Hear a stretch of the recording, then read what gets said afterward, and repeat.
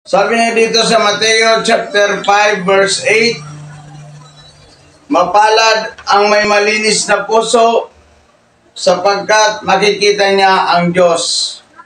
Ang tao po ay magiging mapalad siya kapag nakita niya ang Diyos. Sa lahat po ng uri ng buhay ng tao, magiging mapalad ang isang tao kapag nakita niyang muli ang Panginoon.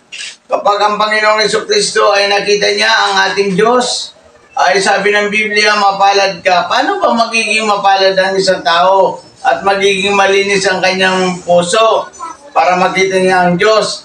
Una, kailangan mong magsisi at tumalikod sa kasalanan. At tatanggapin mo si Kristo, bubuksan mo ang iyong puso at tatanggapin si Kristo bilang Panginoon mo at tagapagligtas.